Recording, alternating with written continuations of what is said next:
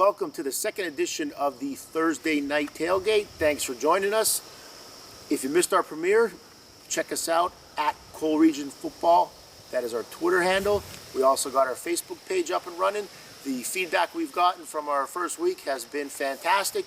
Like I said, if you missed that premiere, what we did was we recapped the history of the AFL.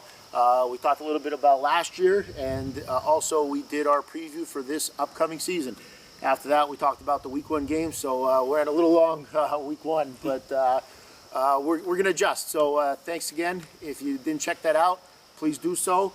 So we'd like to thank everybody for the new follows, the likes and the views on YouTube and Facebook, the follows on Twitter. As we said, the feedback's been fantastic, hasn't it, guys?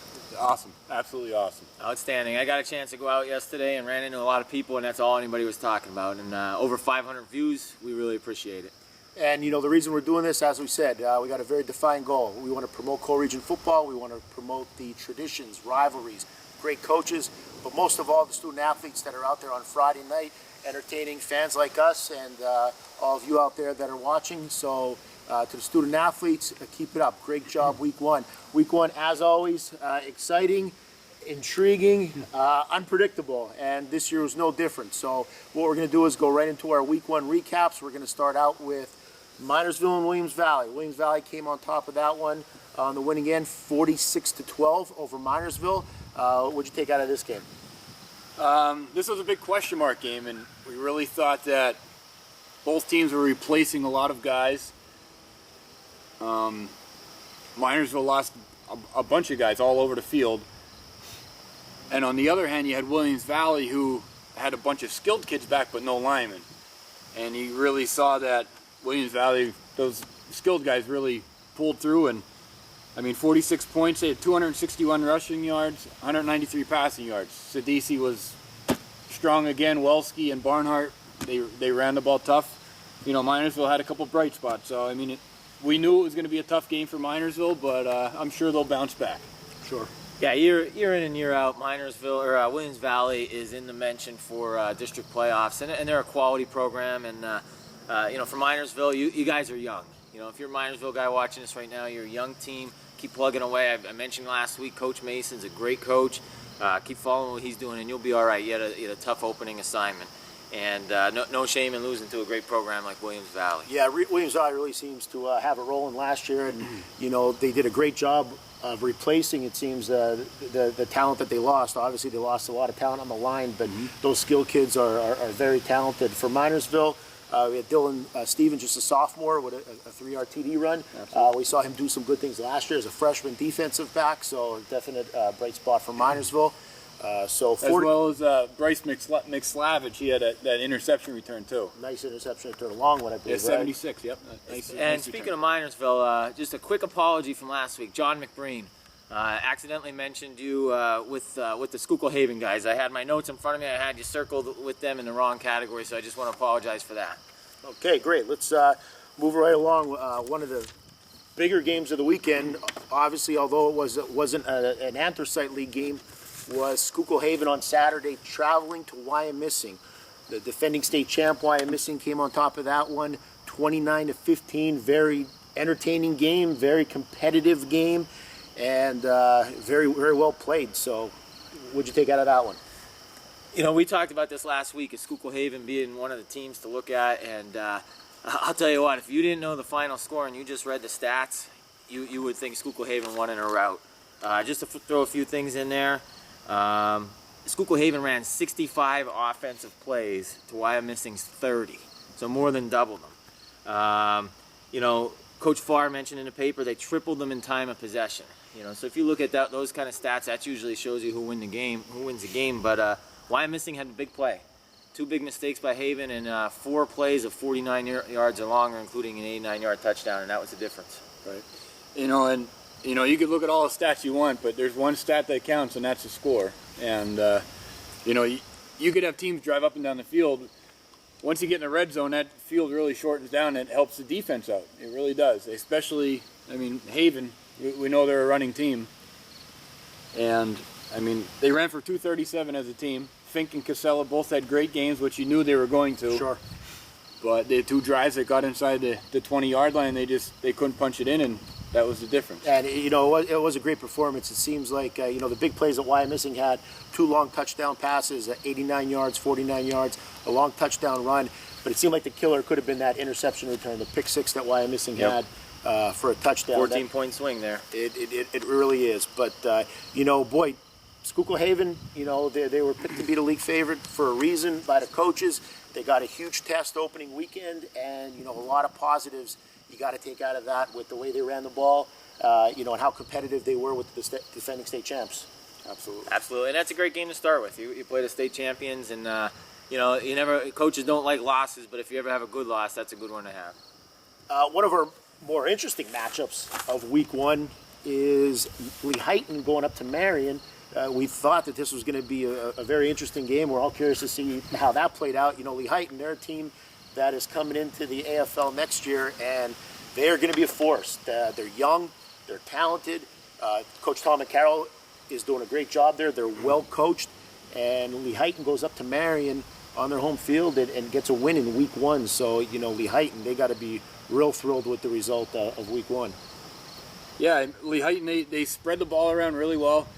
They have a very good young quarterback, sophomore Tyler Can. He was impressive. He ran the ball. He was looking for contact. He got downfield. He was going at kids, and he didn't look like a sophomore. No, he didn't. No. But I mean, you talked about Coach McCarroll. He put some time in at Catasauqua and I think at Whitehall. Yep. So he's been around some spread programs, and I know he has another guy on the staff, Halushak, who played at Lehigh. And I mean, they got the coaches. They got a young staff, very energetic. And you could see it. You watch the game on TV there, and you could see them just feeding off the coaching staff, and they spread the ball around, and they're going to be a team that you need to worry about next year as soon as they come in. Absolutely. One thing we questioned on last week's show was would they be able to make that transition from Jason the Lesnick show to spreading it out? And like they said, well balanced. They had Wyatt Clemens, 2 touchdowns. Tyler Crum, a touchdown. Tyler Can, a touchdown. And that's what you got to do.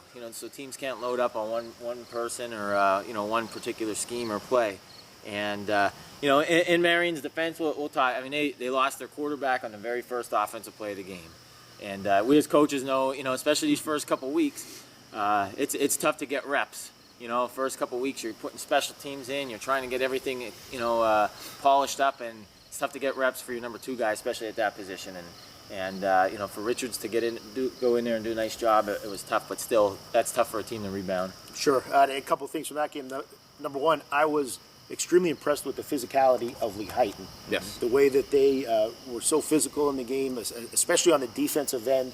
And you mentioned about the quarterback Can. He was looking for contact. He wasn't looking to go down.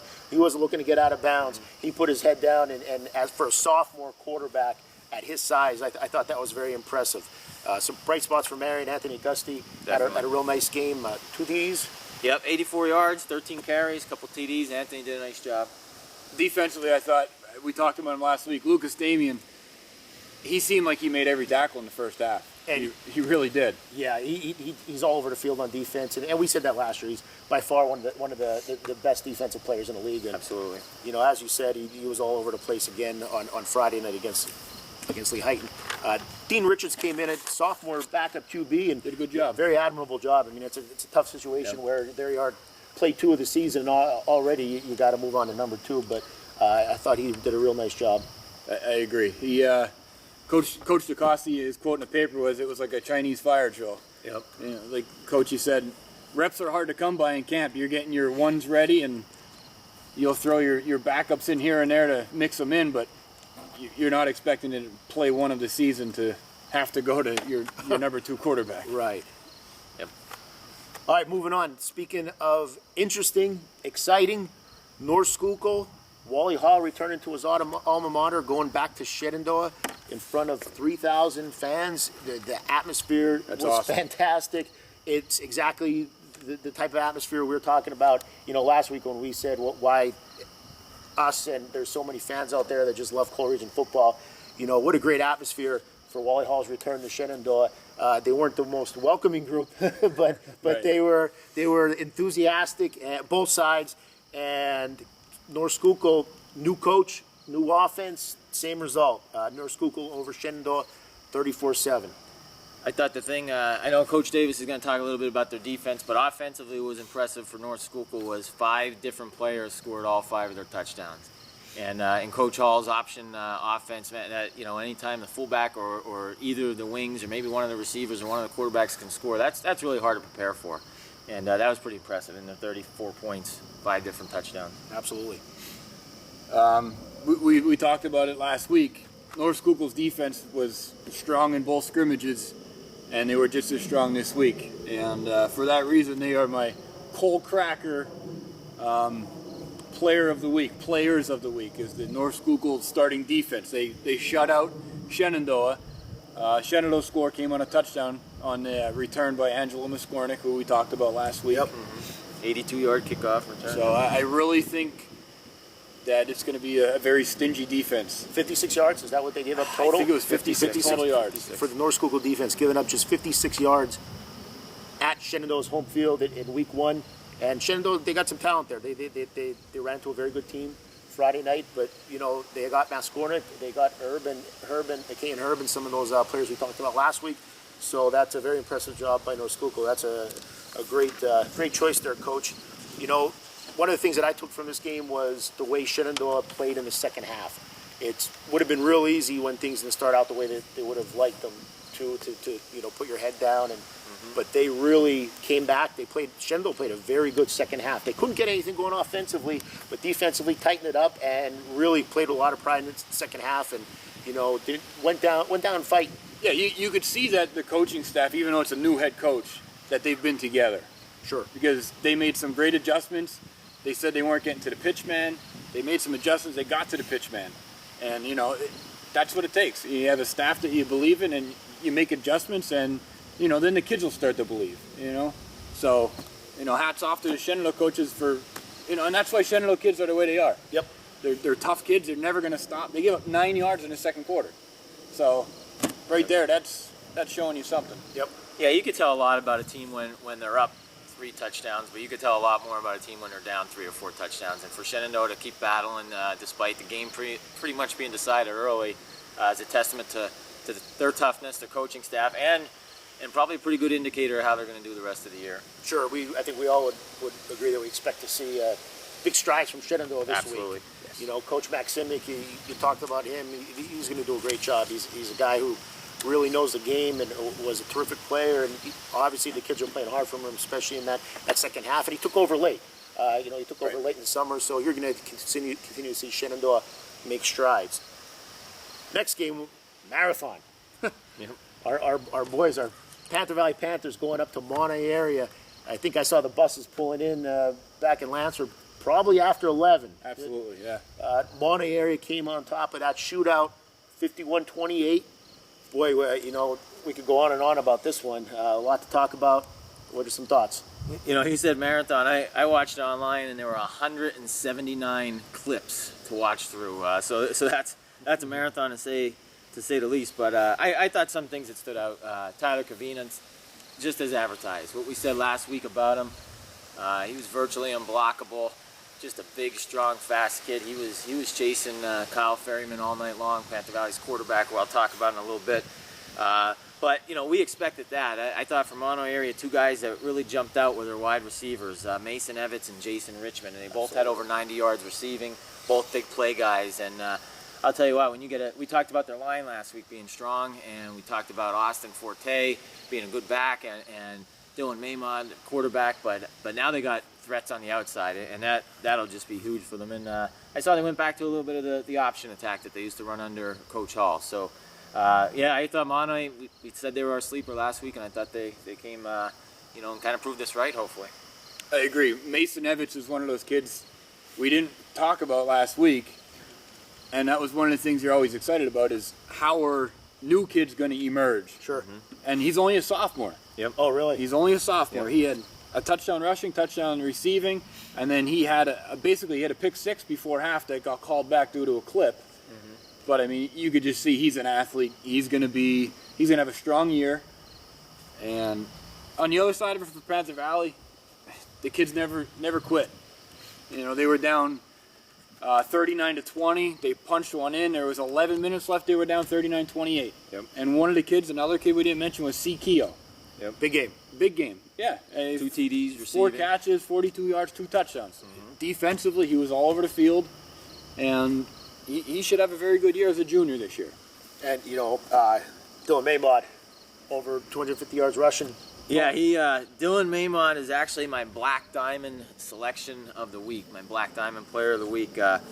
He had Mike Gavel-like numbers last week. I got him in front of me somewhere here. 29 rushes for 235 yards. He was 5 of 6 passing for 187 yards. Scored 3 touchdowns and passed for another 2. Man, I thought, as far as any individual effort, and Kyle Ferryman for Panther Valley had an outstanding one, but the one that really stands out this week is Dylan Maymod. And if you're watching this by chance, if you keep putting up numbers like that, people will drop the Mike Gavel-like numbers, and they'll just be Dylan Maymod-like numbers. That was a great performance in week 1. Yeah, it was impressive. I mean, 400 yards of total offense. Yep. Monty area had 560. On the other end, Kyle Ferryman, we talked about him last week. Kyle had a fantastic game. He was really under a lot of pressure at times, and he ended up passing for over 100 yards and 2 touchdowns. Yes. He ended up rushing for 150 yards and 2 touchdowns. Kept Panther Valley in the game right till the 4th quarter. As I said, at one point, 39-28. Yes. And they were right there and ran out of gas, and Monoy was able to finish off. But in addition to CKO, who you guys mentioned earlier, Kyle Ferryman, we talked about him last week. Just a great performance all around. Now, the shocker of the week. Oh, absolutely. Tamaqua, Jim Thorpe. We talked about this last week. It was our game of the week. We mentioned that the previous 2 years, this game has been real tight. And, after that game, both teams, their seasons seem to go in opposite directions. We said that Coach Rosenberger's been there before. But with that being said, I don't think anyone really saw coming, especially our Coach Bogotto here, who had Tamaqua picked to win the league and kind of didn't say a lot about the Olympians, but he seems to be pretty impressed right now. He was pretty quiet Saturday morning, let's say that. Last week I looked right into this camera and I called out the coaches in the AFL. I said, how could you not pick Tamaqua? Then I picked them as my league champ this year, and then to make matters worse, I didn't mention Jim Thorpe in my top 3 or my middle 3. And that's why I decided this week to go with a throwback Olympians jersey from 1987. And I went throwback because that's the way the Olympians played the other night. Gutty defense, pounding the ball offensively. It wasn't a finesse team that we saw the last couple of years out of Jim Thorpe.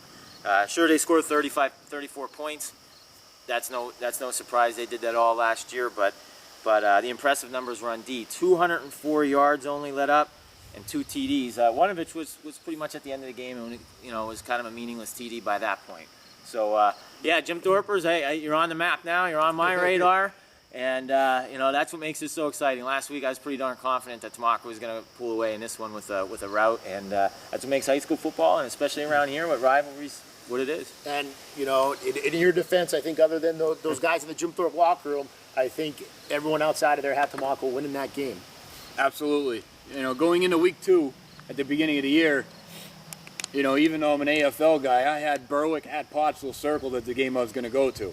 For this Friday. Now, there's a very good chance I'm going to go over to Jim Thorpe to see them play Blue Mountain, who's another team that's coming in the league. Yep. Yeah, that game got very interesting all of a sudden, thanks to Jim Thorpe's performance. And everybody heard of RG3. Well, the student section at Jim Thorpe let everyone know that Ryan Saunders has a nickname, and that's RS2. Nice. So Ryan Saunders II is RS2, and he will be referred to as that if he continues to do what he did. 154 yards rushing, 2 touchdowns. Kicked a couple extra points. St. Hill, who we talked about last week, he had over 100 yards and 2 touchdowns. Robert Heller, I had no idea who he was, to be honest with you. He made a name for himself. He ran for 73 yards and a touchdown last week. Coach Crampsey, I know you want to talk a little bit about why he had those yards. Speaking of this game, this brings us to my performers of the week, my hard cold performers of the week. I'm going to go into the trenches for Jim Thorpe because if you saw the Times News preview, the Times News does a fantastic job of covering local high school football. They did a great story on Coach Bonner.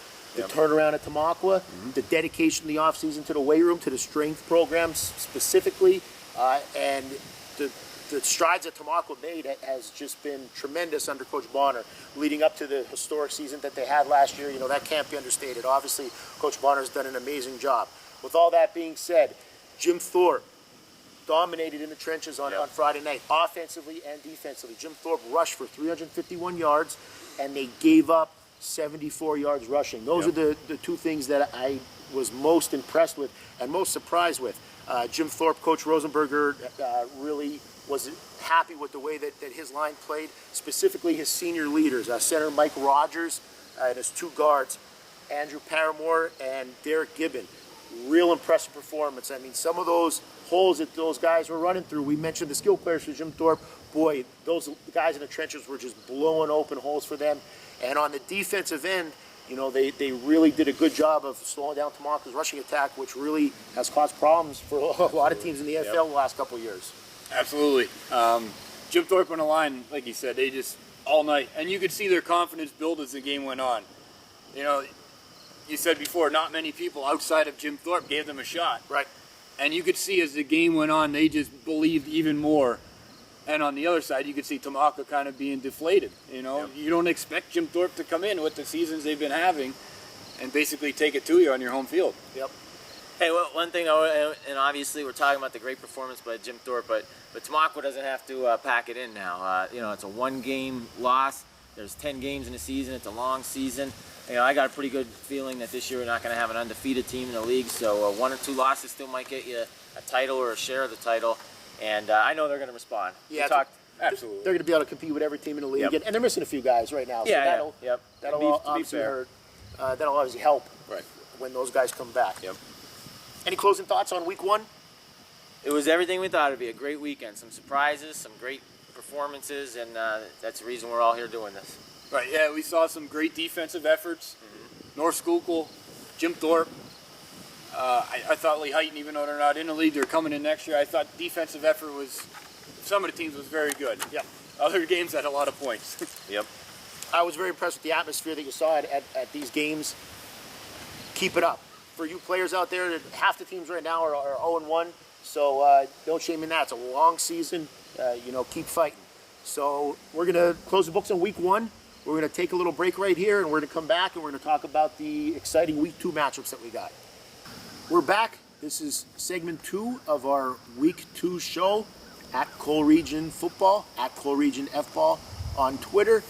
In the first segment, what we did is we took a look back at week 1, talked about the games, recapped them all, talked about the top performances. Now what we're going to do is take a look at the matchups for week 2. We're going to preview each of the matchups. First one is a game that became a lot more interesting as a result of Jim Thorpe's win over Tamaqua. Blue Mountain at Jim Thorpe. Blue Mountain coming off a loss to Conrad Weiser, always a very tough team. Going to Jim Thorpe, who's playing with all the confidence in the world right now. Absolutely. Jim Thorpe gets to go home. I'm sure their week of practice is going to be fantastic. They're looking to build. I'm sure Coach Rosenberger really, he just wants to keep it rolling right now. He doesn't want any distractions. He doesn't have to worry about any rain. It's going to, a beautiful week of practice this week. And, Blue Mountain comes in. They're a big school. But, Coach Crampsey, some of their kids. They're multi-sport athletes, if you want to talk about them quick. Yeah, Graspy, the quarterback, and Bornstein, the running back, two real good athletes. Real solid. It seemed that last week against Weiser, who's a very quality team, defensively, Blue Mountain just had a tough time slowing them down. But look for Graspy and Bornstein. They're going to make some plays. But Jim Thorpe, obviously, they proved that the Red Storm's back, as you can tell from Coach McGartle's jersey. Yeah, I don't want to go backwards all the time, but we were talking during the break here about last year's game. And, we documented last week about how Jim Thorpe lost a lot of close games or tough games. And they were a 1-9 team last year, but I remember watching that film, and they moved the ball on Blue Mountain, a bigger school numbers-wise and a bigger school player, personnel-wise. And, now this year with this newfound confidence, I'm really looking forward to see that battle of the trenches. This might be the game I go to this week. It's a really interesting game. I think you got one key stat there. Last week, Blue Mountain gave up 367 on the ground, and Jim Thorpe ran for 351. So if Jim Thorpe could get production on the ground again, we're looking at them being possibly 2-0 here. Yep. Yeah, a very real possibility, and as we mentioned in that first segment, very impressive job by Jim Thorpe with not only their skilled players but their guys in the trenches blowing open those holes. So Blue Mountain at Jim Thorpe this week, very interesting matchup. Moving on to our second game of the week, Monterey area at Nativity. Monterey area, obviously they got it feeling good, scoring a lot of points. They're 1-0. Nativity 0-1, coming off a shutout loss to New Hope, 35-0. What do you think about this game? Mono area, we said last week is our sleeper, and it looks like they should be going to 2-0. Okay, but you guys at Mono, you got to be a little careful. Don't look past this. I understand the Colts are on the schedule for week 3. That's a huge rivalry for you, but take care of business with Nativity. Do what you did last week. You responded to Panther Valley, who kept battling you, and he put 51 points up on the board, and again, an opportunity to go 2-0. You got to be excited about that. I agree. You look at years past, and Monoy typically, even when they were down, typically has their way with Nativity. Mm-hmm. You wouldn't think it's going to be any different here, but you got to come to play. Anything can happen any given night. Can't look past teams. Look at Thorpe and Tamako last week. I think Tamako was kind of looking at Thorpe as typical Thorpe, and I hope Monoy doesn't fall into that same category this week. Yep. Yeah, and Nativity, the last few years that they have a few players. It's just a numbers. It seems to be a numbers thing with them, where at times, numbers wise, they're just overwhelmed. But they have guys that can make some plays. So you're right. You don't want to fall into that trap game. I mean, you'll get Monty PV week 1, Marion week 3. This is the definition of a trap game right there. So, but I think if Monty area stays focused, they'll be in good shape at the Green Wave this weekend. Our third game, Panther Valley at Schuylkill Valley. Panther Valley coming off the loss that we talked about to Monterey area, but obviously showed the ability to throw points on the board. Unfortunately, had a tough time slowing down the Golden Bears. And Schuylkill Valley, that's a team that really had a lot of talent the last few years. And, so Panther Valley, they're going to be dealing with offensive weapons just like they were this past Friday. Yeah, this is a tough bus ride. I've done it as a coach, and you're going down 61 on a Friday afternoon, and you're sitting in traffic, and it's a tough place to play. It really is. Schuylkill Valley, they got a new coach down there, Jeff Shalott from Kutztown University, and since he's come in, he's done a fantastic job. I was very impressed with PV's offense last week. Yep. They have some very good playmakers. Kyle Ferryman, you can't say enough about him. Richard Nace, he had his moments where he got going last week. I look for him to break out. If PV is going to battle in this game and have a shot to win it, I see Richard Nace being a guy that really needs to pick it up and carry the team on his back here. And, just we mentioned Kyle several times, and if you know Kyle and you know his stature, he may be 160 pounds, but he got some really tough yards last week. There were some times he put the shoulder down and maybe took some guys with him, and just impressed, like Coach said, with the offense. Coach Hazlett was quoted in a paper, and it's no secret, you got to shore up some things defensively. I thought the defensive line played really well at times, but there was just a lot of issues with tackling at the next 2 levels. And if they could take some care of some of those issues, Schuylkill Valley's obviously favored. They got a nice program, but you can't discount Panther Valley going down there and having a good game. Yeah, Schuylkill Valley has a real good tailback. And Nick Scheit rushed for over 200 yards last week. Schuylkill Valley had 11 new starters on offense. And, Schuylkill Valley, like we said, quality program. They put guys in there that can produce, and they did that last week. And, so PV obviously has to be concerned about Scheit. But as you said, the offense for PV was very impressive last week, especially Kyle Ferryman, not to repeat ourselves, but the way that he found ways to make plays when it seemed like nothing was there was very impressive. So that's going to be an interesting matchup with Panther Valley going to Schuylkill Valley. Next matchup, we got to talk about a bus ride, a rough bus ride. University Prep from the Pittsburgh area. They're coming up to Shenandoah. Maybe they'll stop at Mrs. T's on the way, I don't know. But University Prep, they're 1-0. Shenandoah, obviously, we said coming off that loss to North Schuylkill. And what do we know about University Prep? Not much. We really couldn't find a whole lot out. They beat Erie Central Tech last week, 52-7. For all my years following the WPIAL, I've never heard of Erie Central Tech. So take it for what it's worth. They ran for 200, they passed for 160, so they sound somewhat balanced, but they got a long ride to come to Shenandoah. Yeah, I think we'll be able to talk more about this next week. It's kind of hard because we don't know much about them, but being Coal Region guys, we're rooting for Shenandoah. Absolutely. And they mentioned Mrs. T's in the long ride. For the fans, if anybody out there at University Prep is watching us, fans can stop at RJ's. They're a good place there in Shenandoah. But we'll let you know more about this game next week, obviously. Last week it seemed like University Prep, they were pretty balanced, ran for 200, passed for 150, so it's going to be interesting to see, because Shenandoah's defense really tightened up last week in the second half against North Schuylkill, so it's going to be interesting to see if they could carry that over to this week against University Prep. Next game, Tamaqua, coming off that tough loss that we talked about, going to Allen. Allen coming off a loss against Allentown Central Catholic. A little tough to tell about where Allen is just based on that game, because we know what type of program Allentown Central Catholic has. So what do you think about that matchup? Well, Allen's been down. It's very well documented, but I know their numbers of participants have gone up since they've moved to the MVC the last 2 years, and Tamaqua's got to be worried. Now, I know Coach Bonner, and I know he's going to have those guys ready. They're gonna come fired up and ready to put one on Allen. But Tamaqua has to be careful. Look at what happened to Lee Heighton last year. Lee Heighton went down to J. Bernie Crum, and Allen surprised them. I mean, nobody in the world thought that Allen was going to beat Lee Heighton last week, especially after they had a big win the previous week.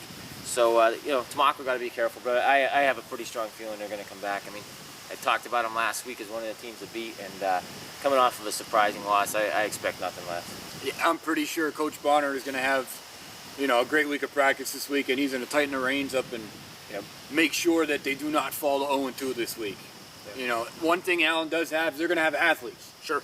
And Tamaqua needs to go down there, and they need to get back to the way they played last year and the last couple of years, and they need to use that big offensive line, and they need to wear them down. And I'm hoping that Vander Martin's back, Van Buskirk's back. I'm hoping that Hope is back. I want to see Tamaqua. I want to see them full strength. I want to see what they have this year. Right, and as the season goes on, we know that Tamaqua is only going to keep getting better and better. So it's going to be interesting to see their game against the athletes down in Allen. All right, moving on. We got Minersville going to North Schuylkill. Yep. North Schuylkill coming off a very nice debut at Shenandoah. Minersville, tough loss to Williams Valley. And Minersville, we talked about it in our preview, their first 3 weeks are brutal. I mean, this is just a tough stretch. But they're going to go play the Spartans Friday night. What do you think? Yeah, Minersville, again, they got to be aware they're young. They're going to take their lumps early, but if they stick with it, it's a long season. You see teams start out poorly, sometimes 0-3, and then the next thing you know, they're 3-3, or by the end of the year, 5-5, and they got a tough schedule there, obviously. For North Schuylkill, big question mark right now and a couple injuries. Yeah. I know Grigas and Gallagher had some injuries. Hopefully they're okay and they're good to go. I know Gallagher had a knee injury in the past, so I'd hate to see him miss more games of his high school career. But based on what we saw last week, I mean, it looks like North Schuylkill's back, and with the variety of weapons that they had, it should be interesting to see if they keep spreading the ball around like that. Yeah, it seems like North Schuylkill really has like a platoon of guys that they can go Absolutely. to. And Matt Smarkanik at quarterback. Coach Hall talks about his offense. You got to take what the defense gives you, and you cannot have a selfish kid kept playing quarterback. Last week, North Schuylkill had 5 kids score touchdowns, which means if they're letting them give the ball, Matt Smarkanik's gonna let them give it. And he looked good. He really made a lot of good decisions, and rushing the ball, passing the ball when they needed to.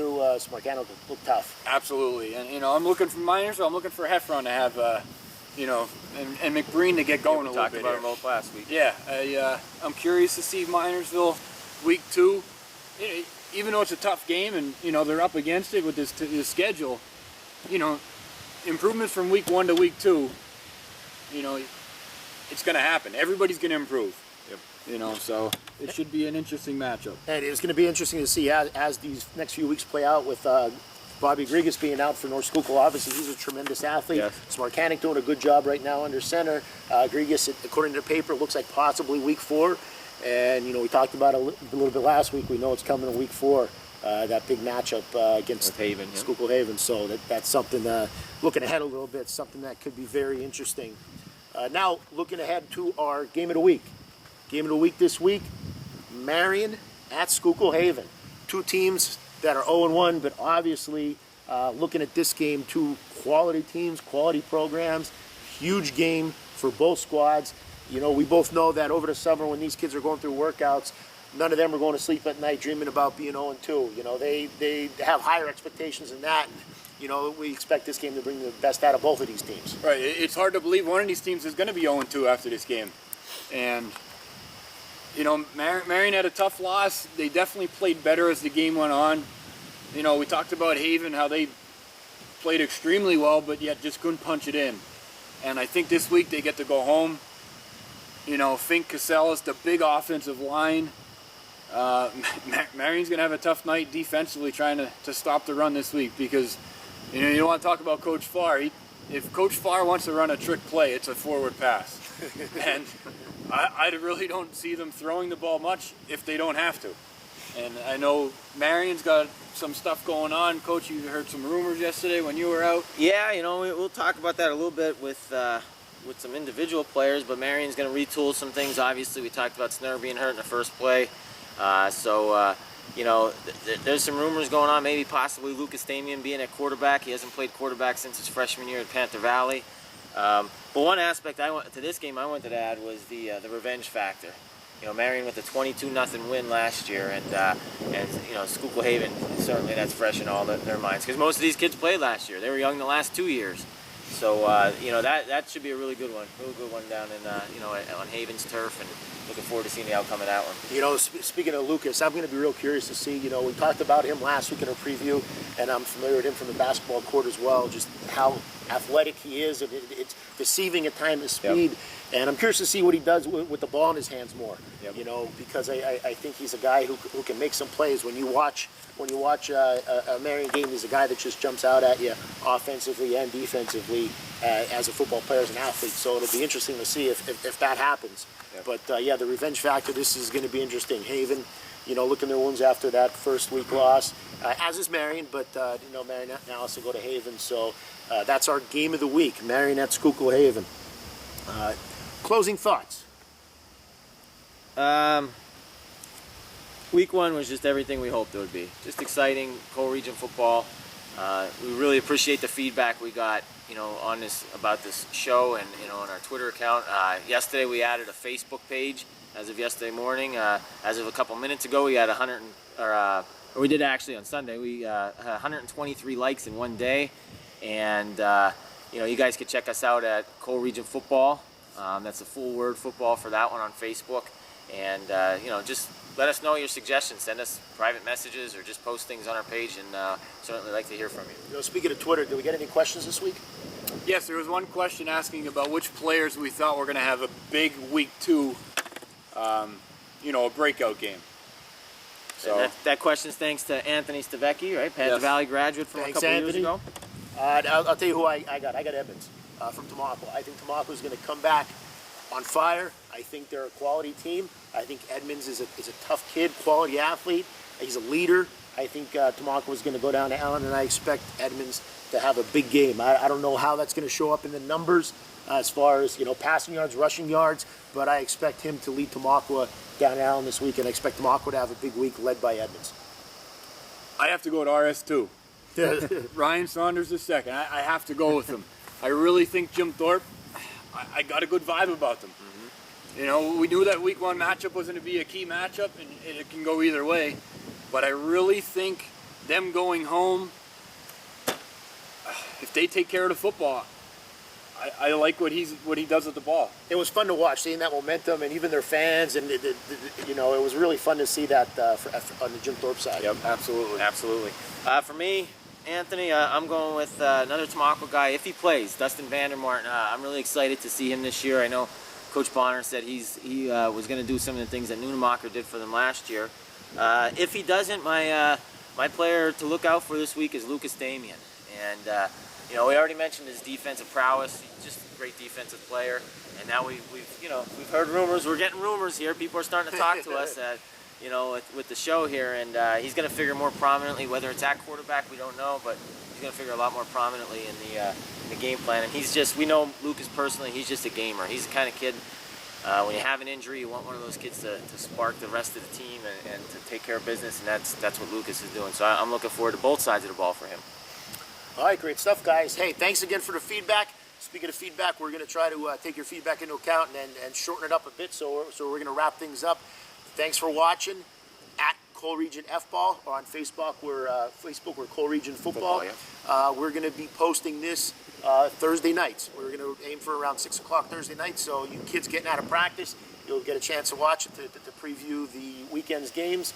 Like we said, we want to promote Cole Region Football, specifically to student athletes that are out there on Friday nights. So thanks again for joining us. Please spread the word.